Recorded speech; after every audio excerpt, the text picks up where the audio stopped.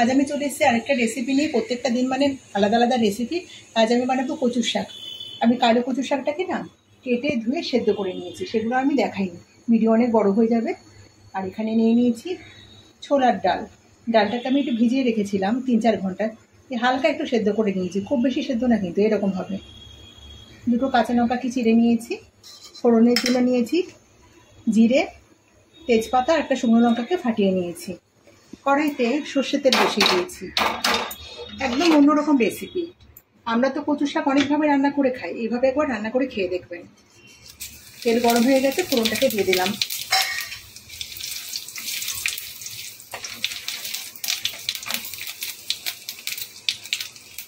কচু শাকটাকে দিয়ে দিলাম।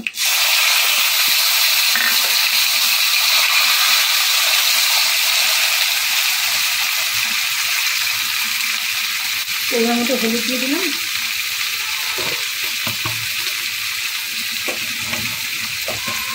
আর দেবো স্বাদ মতো লবণ। শাকটা কিন্তু আমি এমনি সেদ্ধ করেছি, কোনো লবণ হলুদ কিছু দিইনি, এমনি সেদ্ধ করেছি। এর মধ্যে দেবো সেদ্ধ করে রাখা ভেজানো ছোলার ডাল,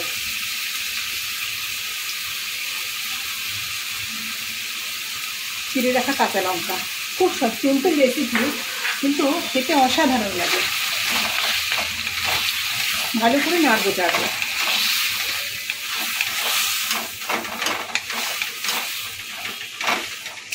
এর মধ্যে দেবো চিনি।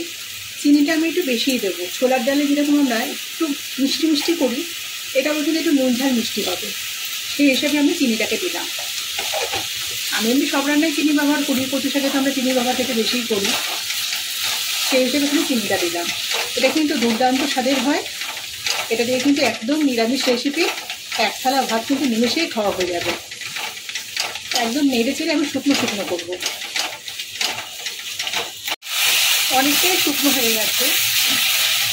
সেদ্ধ করাটা কিন্তু আমি জল ঝরিয়ে নিয়েছিলাম ঝাঁঝরি বাটিতে ঢেলে রেখে, কারণ এখন তো বর্ষাকাল, যে সমস্ত কচু শাকগুলো জলের মধ্যে হয় সেগুলো কিন্তু একটুখানি ফুটফুটে একটা ভাব থাকে, তো সেদ্ধ করে জলটা ফেলে দিলে কিন্তু আর ফুটফুট করে না।